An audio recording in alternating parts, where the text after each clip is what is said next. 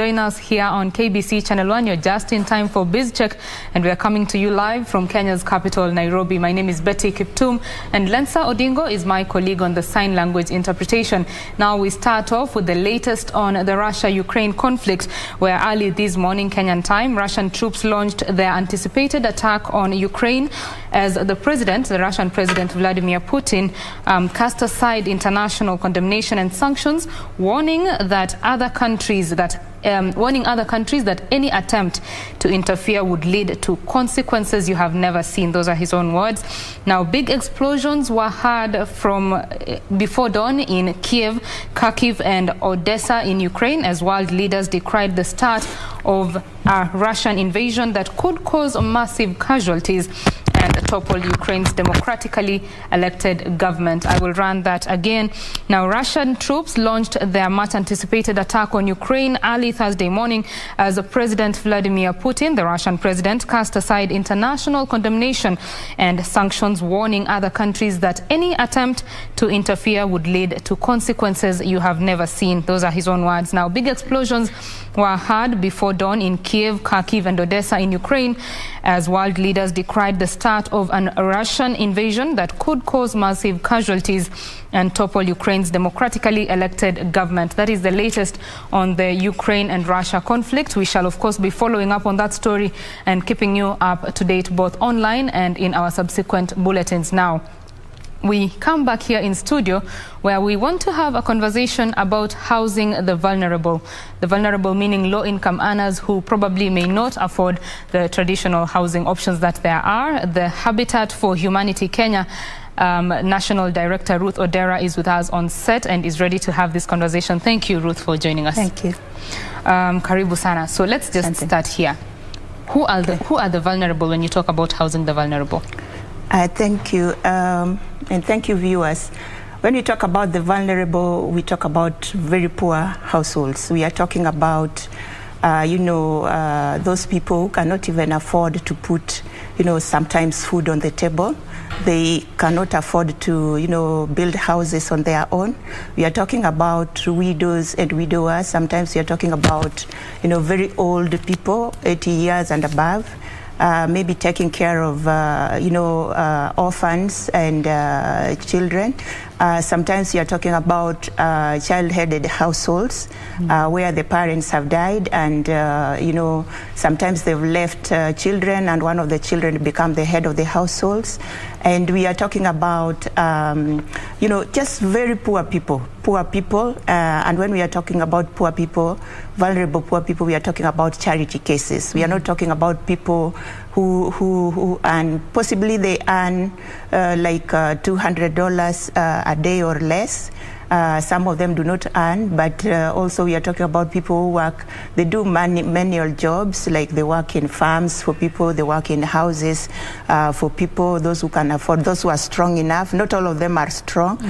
We are talking about, some of them are disabled, like some of them are blind, some of them are physically challenged. So those are the type of people that we talk about when we are talking about vulnerable communities and vulnerable groups. Right. Yeah. Just to put this into context, 43% of Kenya's population lives under $1 a day. That is running into the millions, considering we're about 45 million people. What options are there in terms of housing? And let's even start here. Yeah. What is the definition of decent housing? The definition of decent housing, according to UN Habitat, and even according to Habitat for Humanity, is a house that is, like the plinth area. The square footage is enough, to take care of the United Nations. I started this meeting of the Security Council addressing President Putin and telling him from the bottom of my heart, stop your troops from an offensive to the Ukraine, give peace a chance, because too many people have already died. During the meeting, President Putin announced a special military operation in the Donbass and required the Ukrainian troops to lay down their arms. So in the present circumstances, I must change my appeal. And I must say, President Putin, in the name of humanity, bring your troops back to Russia.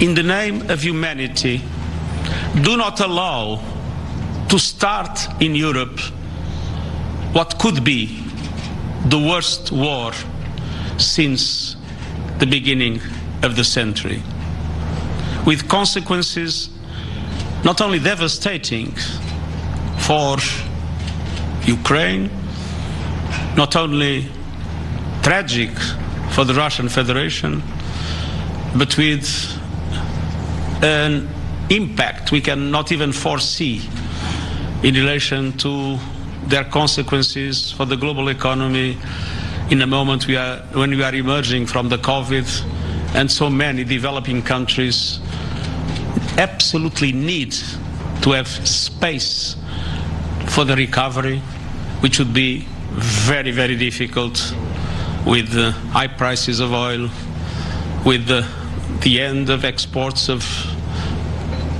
wheat from the Ukraine, and with rising interest rates caused by the instability in international markets. That's the UN Secretary-General Antonio Guterres. Well, the Ukrainian ambassador to the UN was involved in a tense standoff there with his Russian counterpart. It's too late, my dear colleagues, to speak about de-escalation. Too late.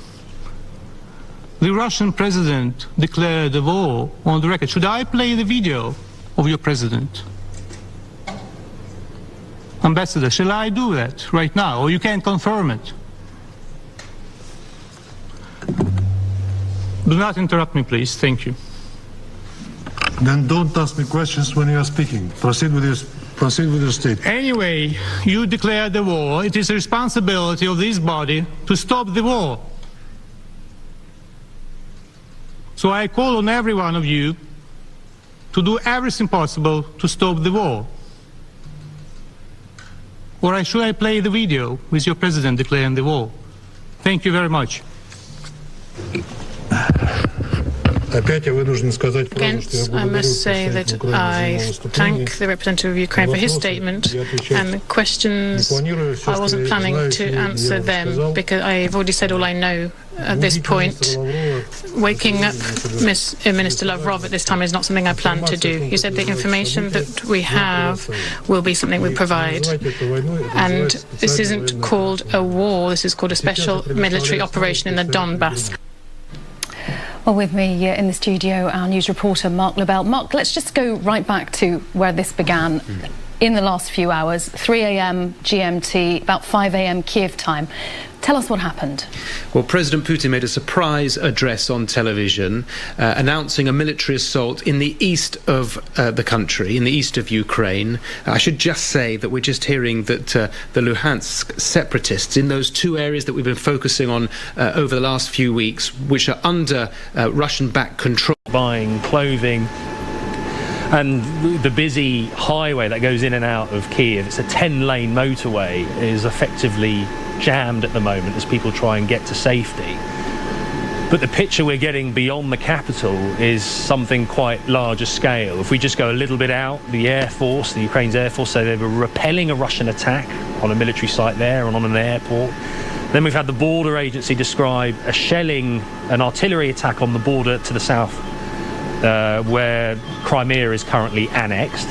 There are military vehicles crossing the border there. We've had troop movements by Russia to the southwest of Ukraine, and then we've had explosions and the border being breached in the northeastern city of Kharkiv, as well as in Luhansk, that region where Russian separatists occupy certain areas there. We've also had reports of Belarusian troops joining Russian troops and going across the border from the north, which is just a 3-hour drive from here.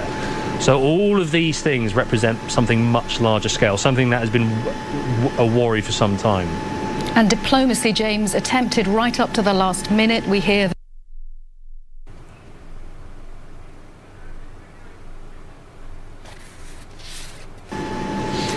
Yes, I think that's representative of the diplomatic efforts running out of road. Well, those are the latest. That's the latest from the Ukraine-Russia conflict. We are following up with the BBC, and we shall be bringing you the latest. But of course, quite some diplomacy there. We heard from the UN Security Council. UN Secretary General Antonio Guterres there was pleading with Russia not to attack Ukraine, or rather for Vladimir Putin to just withdraw his troops from Ukraine. But of course, that is a story of the past, because this morning Russia started the attack on Ukraine. A number of towns, including the capital Kiev, has already witnessed some attacks, and we shall be following up. President Biden, the US president, is set to give a press briefing on just what sanctions will be meted against Russia, considering that some had already been meted against Russia by the US and the United Kingdom, and we shall be seeing just what the West has to say about the attack that has happened on Ukraine by Russia. Now, here back in studio, we were having a conversation about matters housing the vulnerable, and we are having that conversation with Ruth Odera. She is the National Director of the Habitat for Humanity Kenya. Thank you, Ruth, for staying with us. Thank you.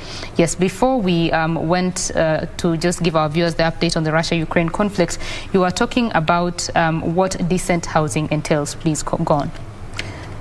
Yes. I was talking about, the definition of decent housing. Yes. And the definition of decent housing, there's the UN Habitat definition, and then there is also Habitat for Humanity definition. And we define decent housing as a house that has basic services like water, sanitation, and hygiene. We define decent housing in terms of also the house itself, the structure, whether it has, excuse me, whether it has enough space for the people living in the house. For example, per person is required that per person in a house is required somebody has 3 meters by 3 meters. Yeah, but sometimes you have what we call 10 by 10. You have possibly 10 people staying in that house. That is not decent housing. We also define decent housing in terms of, the distance from the workplace. And I was talking about some people who are living in slums in Nairobi, for example, have to walk like 10 kilometers, possibly to industrial area or other places to, to their workplaces, to their employers. In terms of decency, that is not a decent house. So those entails the definition of decent house. Right. For us, we work more in the rural areas and possibly in the peri-urban areas, and sometimes you find informal settlements. First of all, they do not have even titles to some of those lands. Those lands have been, acquired through sometimes invasion. Yeah. You find land and invade it. So even in terms of improvement of that, your environment, it is very difficult as the renter to improve that environment. But the government is doing a lot in terms of, KISIP, if you've heard of KISIP, Kenya Slum Improvement Program. So the government is doing that. It is. I think that is in the area of the government to think through what they can do for the informal settlements. But when we look at the people that are living in the informal settlement, they are the people who are some of them are working. They are working in, for example, industrial area, but their incomes are very low.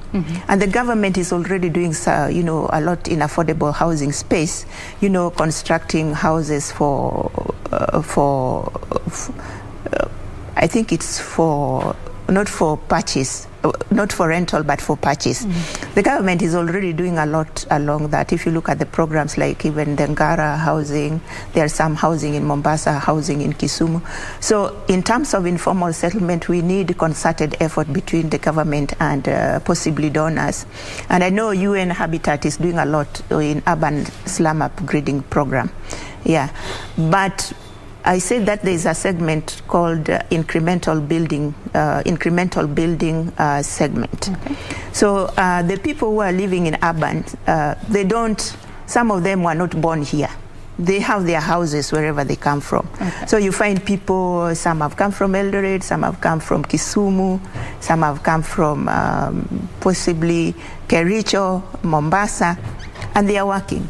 So the question is, how can we improve their capacity to build incrementally wherever they are? Because at the end of the day, many people who live in the informal settlement, to them those are houses, they are not homes. And their homes is somewhere in the village. If you remember Otieno SM case long time ago, there's the Nyalgunga versus, the house in town. So we need to think of how do we empower those people, that person who is earning 20,000 a day, to access financial services. You mean 20,000 a month? 20,000 a month. Yes, you say that. To access financial services, to be able to build at home, in their homes. But again, I think the government has done a lot in terms of devolution, because devolution has taken, a lot of resources back to the urban counties, and now it is upon the county governments to see what is the best way to support the low-income households to access, sometimes funding to be able to build incrementally. Yeah. About access to funding, of course the government launched the Kenya Mortgage Refinancing Corporation that is trying to lower the cost of mortgages in this country, considering the uptake is really low. Yeah. But even when you look at the offering that the government is giving, someone who earns, say, 20,000 a month, it might be difficult for them to access this kind of funding. How can this space be, how can that funding now be more accessible to these low-income earners? Because it might lock out the low-income earners, just accommodate the middle and upper. What I know and what I understand from the KMRC is that KMRC lends to institutions.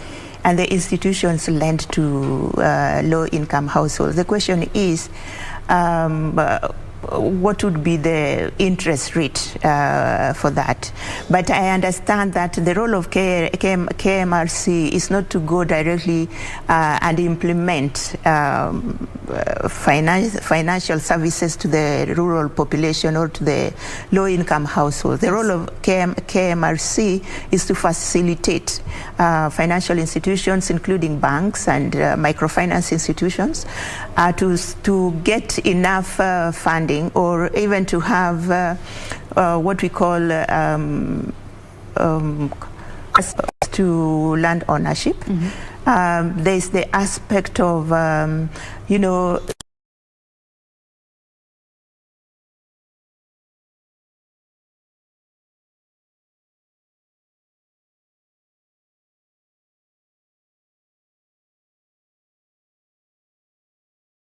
getting land title is long and cumbersome. Yeah, that is one aspect of land ownership. That you have security of occupancy, in the sense that your parent will never throw you away, but they hold the title. Yes. And that also happens in the urban areas. I mean, if you go along Dagoretti, you'll find that they are very rich owners of land, but they own the title. The children do not own the title. So sometimes the parents do not want to give the title or want to subdivide the land, but sometimes it is the long and cumbersome process that is there that makes titling process that make people fear getting titles. Okay. Then there's the aspect of those people who do not own land, and we are talking about people who would be squatters, like squatters, immigrants and squatters. Yeah. So for us at Habitat for Humanity, land tenure and security of tenure is one of the issues that we tackle. And we work with the county governments to be able to support low-income households and, in our case, vulnerable communities who have land to get land titles. So we work with the county government, and we work with the county government to support the land titling process. Yeah, so that one we do, and we have done it in Laikipia for a community of immigrants that received allocation of land and they didn't get land title. So we supported them with the county government of Laikipia to get land, land title. Okay. Yeah. But for the people who do not have land at all, the squatters, that one, there's nothing we can do about them. Yeah. That's sad. Yeah. We can't do anything. Yeah. When you talk about housing, of course, the developers have to come in play. Yeah. And you've mentioned about the spacing, and the amenities that need to be there. Nairobi has been notorious for some pictures of, weird-looking houses. The toilet and the kitchen are together. Maybe the space is really small, only a bed can fit. When you step out of the bed, you're outside the house, So what can the construction industry do to support this cause? You see, when we talk about affordable and adequate housing,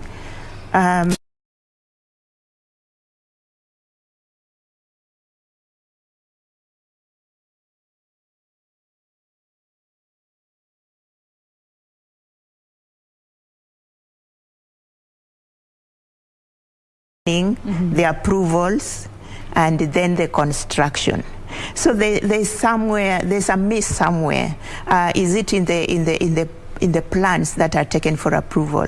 Because the government has got specific laws what constitute affordable housing. Even in residential areas, controlled residential areas, there are specific conditions for a house to be built there.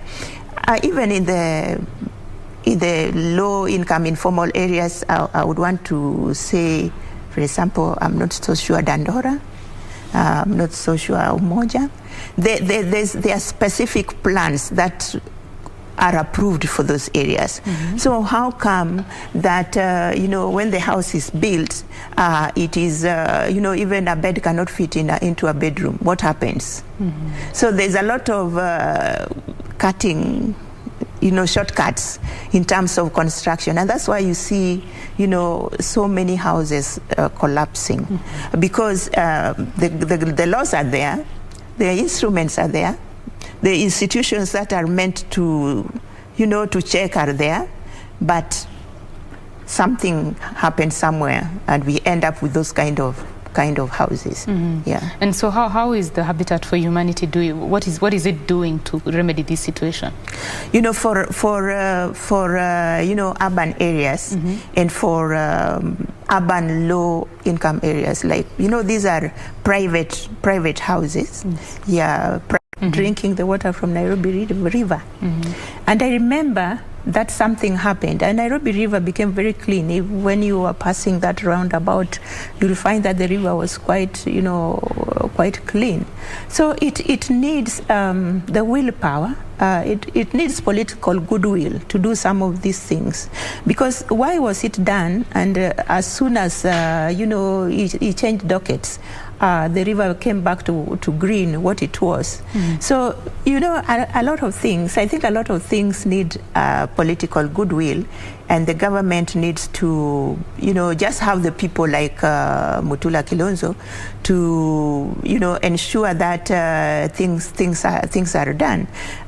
For us, at Habitat for Humanity, environment constitutes what is called appropriate housing. Environment is important, and that's why we are talking about even infrastructure, the roads, the environment. And for rural areas, when we construct houses, we also look at the environment. We plant trees, we support environmental initiatives. So for us that is important. But when you look at the urban areas, political goodwill is very key to providing solutions to some of the problems that we have. Yeah. Right. For women are one of the vulnerable groups. I mean, Kenya has come a long way in terms of women and land rights and land ownership rights, but there is also the issue of the cultural mindset in terms of property ownership, and maybe even when the father of a home dies, the mother is not allowed to inherit the property, culturally, not legally. So what is being done to change the mindset and just change the cultural views on these matters? Yeah, for In the villages, legally the Constitution, 2010 constitutions allow women and women to inherit land, but practically, it is very difficult in some environments for women to inherit land because the male relatives do not allow it. So the question is what can be done, or what Habitat for Humanity is doing. Habitat for Humanity has not started implementing initiatives for awareness, but it's something that we plan in our new strategy to be able to create awareness. We are starting advocacy on land issues, and it's something that we are very interested in. Security of tenure for us, and what we are talking about is more of advocacy at village level, at community level, at policy level. Policy, we are allowed to inherit, but culturally sometimes it becomes difficult for the female child or the female member of the household to inherit. So in the next 5 years, you'll be seeing us advocating for some of these issues, especially in areas that we work. Our advocacy starts at the community level because we work with the communities, but we also work with the county governments. Right. Yeah. Okay. Advocacy is very important. It's very in key. That sector. It's key for us. Yes. Yeah. We are talking about matters housing the vulnerable and just how women, children, the disadvantaged, the elderly can be housed in decent houses, so to say. Here in studio, we are with Ruth Odera. She is the National Director of the Habitat for Humanity Kenya, and we have been talking about matters housing the vulnerable. Thank you, Ruth, for staying with us. Thank you. Ruth, this year the Habitat for Humanity turns 40. What we've done, we are drilling boreholes among the community member in the communities where we work. So we've drilled boreholes. We've repaired water points. Right now we are going to Nyando area, Lower Nyando, Kochogo location to stem the floods, because all these have to do with the environment where the communities work. We also, construct schools and classrooms, especially in communities where people are very poor, like, in Laikipia there's an area called Bombo area where we have constructed classrooms. And then what I told you, we support financial institutions to develop housing microfinance products, to be able to give loans to economically active. We also construct houses. So to come back to your question, what is the impact and what is our outreach? We have reached over 100,000 households with our activities, and this is water, sanitation, construction of homes. Over 100,000 people we have reached in the communities where we have operated. We've worked with about 250 communities to do that, and this year now we are celebrating our 40th anniversary. Congratulations on that. Thank you. And we want to bring everybody together to celebrate with us, because housing for low-income households is not spotlighted. When people talk about housing, they are talking about mortgage. They forget that there are people who don't have mortgage and also living in houses, however bad those houses are. Yeah. So we've worked with low-income households within the communities where we operate. We've used donor funds to construct houses, to drill boreholes, to do what we are doing. Even during the COVID-19 pandemic, we worked with our donors to, train communities, especially low-income, vulnerable communities. We gave them hand wash sessions. We trained them on COVID. We trained them on vaccination. We were creating awareness on vaccinations, but mainly for very low-income households. So our impact is outside there. It is great. we are beating our own drums, as we say, just to celebrate, the impact that we have created. And, impact sometimes is not just in numbers. Impact is also very personal. If, for example, we have a child-headed household in Homa Bay that we built for a house. And, his 3 or 4 other siblings. Now, we built 2-bedroom houses with water and toilets and tanks, water tanks with a complete rain harvesting system. Nice. Imagine the impact that we have in the family, in the lives of those people. So the impact might be small in terms of the outreach, because the housing need is great outside there. But in terms of impact, in terms of what goes into the heart, it's very important. Yeah. And in Homa Bay also, I remember, a vulnerable person, a disabled person married to a disabled person. So nobody can carry each other carry the other one because they can't walk.